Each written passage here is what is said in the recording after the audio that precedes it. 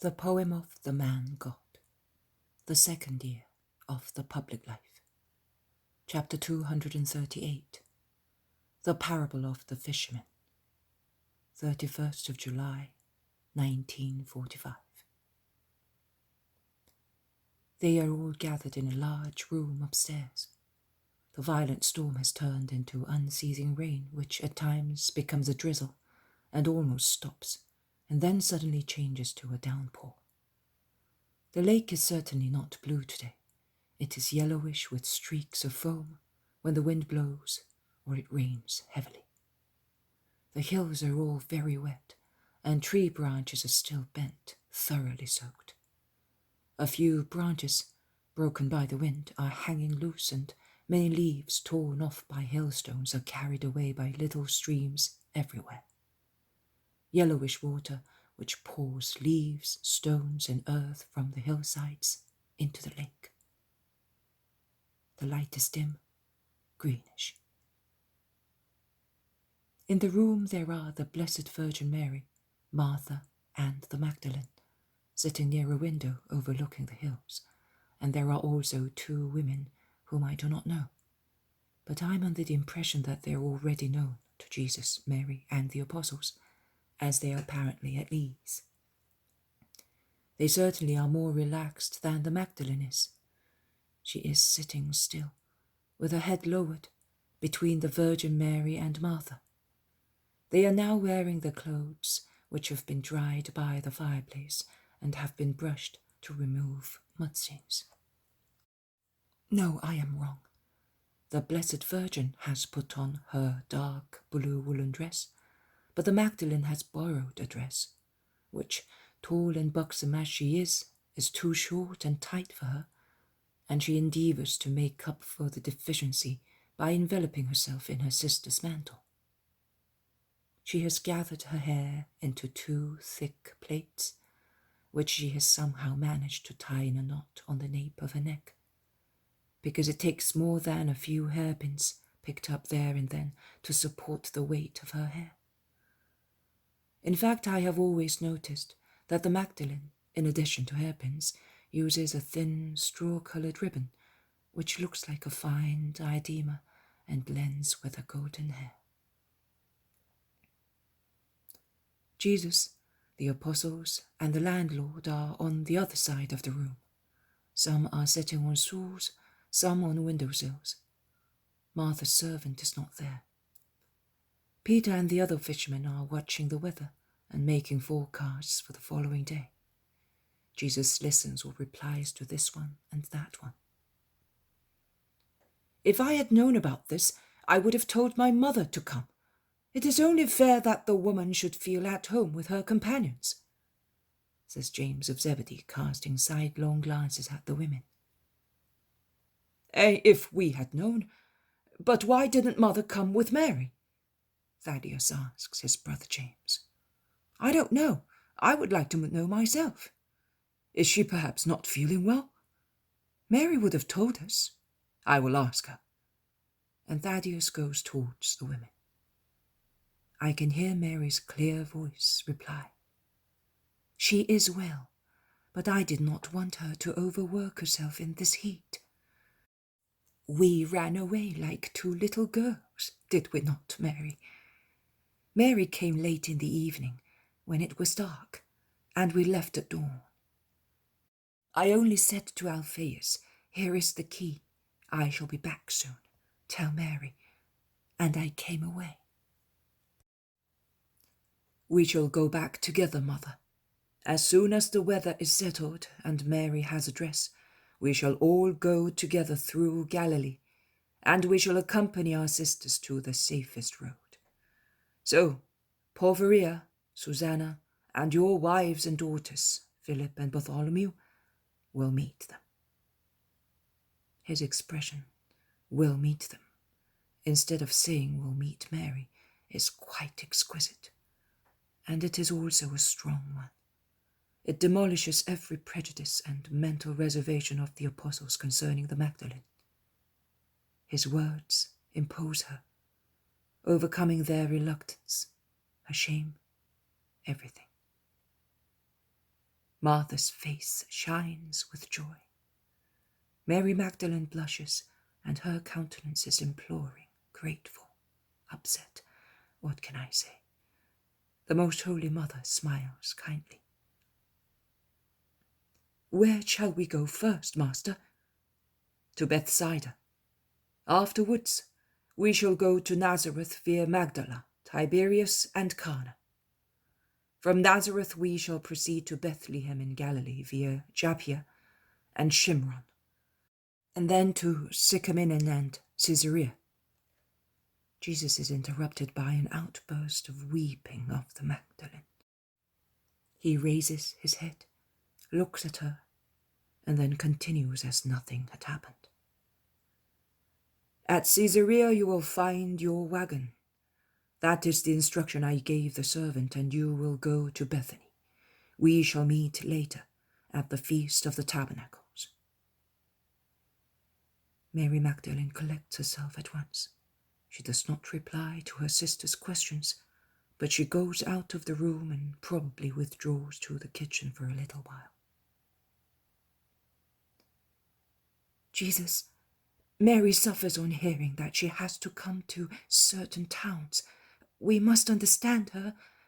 I am saying this more for the disciples than for you, remarks Martha humbly and worriedly. That is true, Martha, but it must be so. If she does not face the world at once and does not overcome public opinion, which is a dreadful torturer, her heroic conversion will be paralyzed. She must do that at once and in our company. While she's with us, no one will say anything to her, I can assure you, Martha, also on behalf of all my companions, promises Peter. Of course, we shall treat her as a sister. That is what Mary said she is, and that is what she will be for us, confirms Thaddeus. After all, we are all sinners, and the world did not spare us either. So we can understand her struggle, says the zealot. I understand her more than anyone else. It is very meritorious to live where we sinned. People know who we are. It is a torture, but it is justice and glory to resist there. Precisely because the power of God is manifest in us, we spur others to turn, without even uttering words, says Matthew. You can see, Martha, that your sister is understood and loved by everybody, and she will be loved and understood more and more. She will be a reference mark for so many guilty and fearful souls. She is a great strength also for good people, because after shaking off the last fetters of her humanity, Mary will be a fire burning with love. She has only given a different course to the exuberance of her feelings. She has raised her powerful faculty to love to a supernatural level, and she will work wonders there. I can assure you, she is still upset now, but you will see her become calmer and stronger in her new life as days go by. In Simon's house, I said, she is pardoned much because she loves much. I now solemnly tell you that she will be forgiven everything because she will love her God with all her strength, her soul, her thought, her blood, her flesh, to the extent of Holocaust. She is lucky to deserve such words. I wish I deserved them too, sighs Andrew. But you deserve them already. Come here, my fisherman. I want to tell you a parable that seems to have been thought up just for you. Just a moment, master. I am going to call Mary. She is so anxious to become acquainted with your doctrine. While Martha goes out the doors, others arrange their seats so as to form a semicircle round Jesus. The two sisters come back and sit once again near the Blessed Virgin. Jesus begins to speak. Some fishermen took to the open sea and cast their net, and after due time they hauled it on board. They were doing their work with considerable difficulty according to the instructions of the master, who had entrusted them with the task of supplying his town with choice fish, and had said to them, "Do not bother to bring ashore unwholesome or inferior quality fish. Throw them back into the sea. Other fishermen will catch them, and as they work for another master, they will take them to his town, because they consume there what is harmful, and thus makes the town of my enemy more and more horrible. Nothing unhealthy is to enter my beautiful, bright, holy town." Thus, after hauling the net on board, the fishermen began their selection work. It was a good catch, and the fish differed in appearance, size, and color. Some looked beautiful, but their flesh was full of bones and tasted unpleasant. Their bellies were full of mud, worms, and rotten seaweed, which accentuated the bad taste of the fish. Others, instead, were ugly-looking, like the sinister faces of criminals, or resembled nightmare monsters. But the fishermen knew that their flesh was quite exquisite. Others were so insignificant that no one paid any attention to them. The fishermen continued their work until the baskets were all full of choice fish, and only cheap fish were left in the net. "That is enough, the baskets are full, let us throw the rest into the sea," said many of the fishermen. But one of them, who had spoken very little, whilst the others had either exalted or derided every fish they happened to handle, went on searching in the net, and among the cheap fish he found 2 or 3 that he placed on top of the baskets. "What are you doing?" the others asked him. "The baskets are full of beautiful fish. You are now spoiling them by placing that poor fish on top of them. You seem to consider them as the most beautiful of the lot." "Leave me alone. I know this kind of fish, and I know how delicious it is." That is the parable, which ends with the blessing of the master for the patient, skillful, silent fisherman who was able to select the best fish in the great mass of them. Listen now to its application. The master of the beautiful, bright, holy town is the Lord. The city is the kingdom of heaven. The fishermen, my disciples. The fish of the sea, mankind, where every kind of people are present. The good fish, the saints. The master of the dreadful town is Satan, the horrible town, hell. His fishermen, the world, flesh, wicked passions embodied in Satan's servants, both spiritual, that is demons, and human, that is men, who corrupt their fellow men. The bad fish, mankind unworthy of the kingdom of heaven, damned souls. Among the fishermen of souls for the city of God, there will always be those who emulate the skill of the patient fisherman, who perseveres in his search, just in those strata of mankind where his less patient companions pick only what appears to be good at first sight. And unfortunately, there will be also some fishermen who, being too absent-minded and talkative, Attention and silence are required for the selection work in order to hear the voices of souls and supernatural indications. Will not see the good fish and will lose them. And there will be some who through excessive intolerance will reject souls because their exterior aspect is not perfect, whilst there are excellent with regard to the rest. What does it matter if one of the fish you catch for me shows signs of past struggles and mutilations due to many causes, if they do not injure his spirit? What does it matter to you if one of them was wounded in freeing himself from the enemy and presents himself with such wounds, if his interior clearly shows his will to belong to God?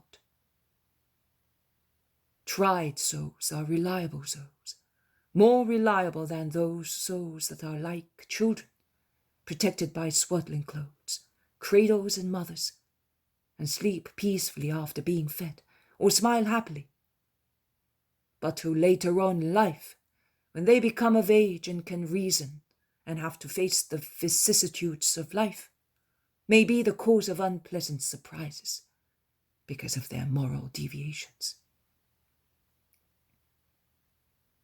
I wish to remind you of the parable of the prodigal son, and you will hear many more, because I will always endeavor to teach you right judgment in examining consciences and in selecting the best method to guide consciences, which are individual, and therefore each has its own special way of feeling and reacting to temptations and to your teaching. Do not think that it is easy to select souls. Far from it.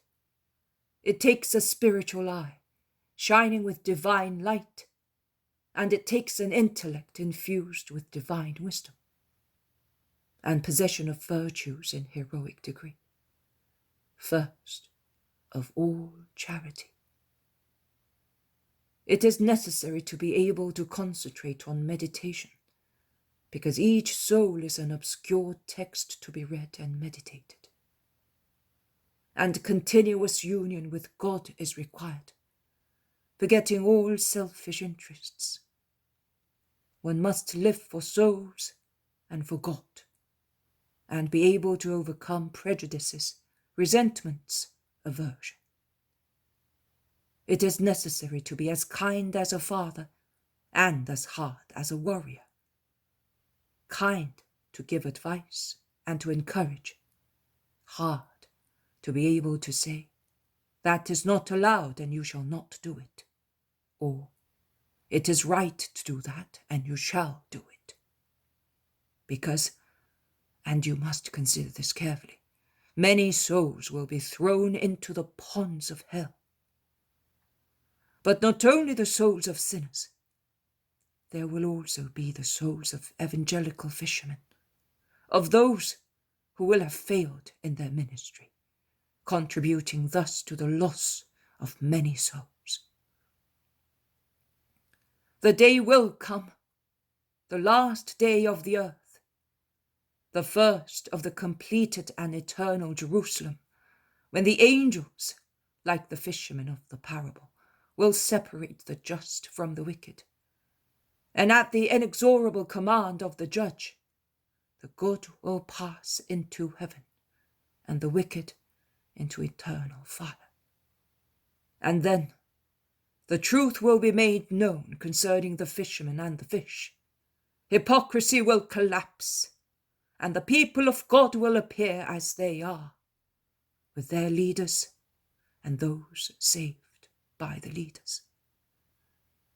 We shall then see that many who were outwardly insignificant and ill-treated are the brightest ones in heaven, and that the quiet, patient fishermen are the ones who have done most and now shine with as many gems as the souls they have saved. I have told you the parable and explained it. And my brother? Oh, but... Peter looks at him and then at the Magdalene. "No, Simon, I have no merit there. It was all the master's work," says Andrew frankly. "So are the other fishermen, Satan's I mean, going to get the remnants?" asks Philip. "They endeavour to take the best, the souls capable of the greatest prodigy of grace, and they make use of the same men to do so, beside their own temptations. There are so many in the world who for a mess of pottage sell their birthright."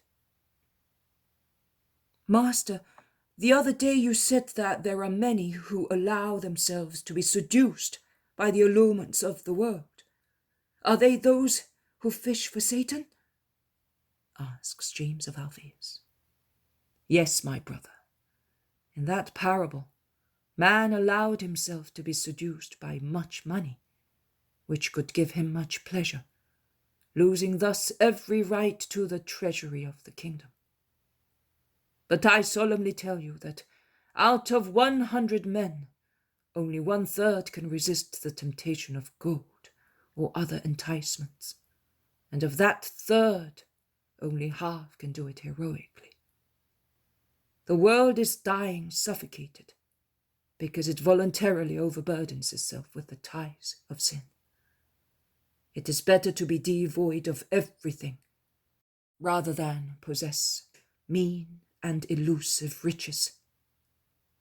Endeavor to imitate wise jewelers, who, when they are informed that a very rare pearl has been found, do not bother to keep so many small jewels in their safes, but they get rid of everything to buy the wonderful pearl. Why then do you say that there is a difference in the missions with which you entrust those who follow you, and you say that we have to consider those missions as a gift of God? Should we not forego them as well, because they are but crumbs compared to the kingdom of heaven?" says Bartholomew. "Not crumbs, they are means. They would be crumbs, or better still, they would be dirty straw, if they became man's aim in life. Those who busy themselves to obtain a position with a human prophet turn that position, even if it is a holy one, into dirty straw. You must instead accept it obediently, as a joyful duty and a complete holocaust, and you will turn it into a very rare pearl. A mission is a holocaust if fulfilled unreservedly. It is martyrdom and a glory. It drips tears, perspiration, blood, but forms a crown of eternal royalty." "You can really answer all questions. Have you understood? Do you understand what I say by means of comparisons taken from everyday life, but enlightened by a supernatural light that explains their eternal meaning?" "Yes, Master, we do." "Remember then the method to teach crowds, because that is one of the secrets of scribes and rabbis. To remember. I solemnly tell you that each of you, imbued with the wisdom that ensures the possession of the kingdom of heaven, is like the father of a family, who takes from his treasury what is necessary for his family, making use of old and new things, for one only purpose, which is the welfare of his children. It is no longer raining. Let us leave the women in peace and go to old Tobit, who is about to open his spiritual eyes on the dawn of next life. Peace to you, women.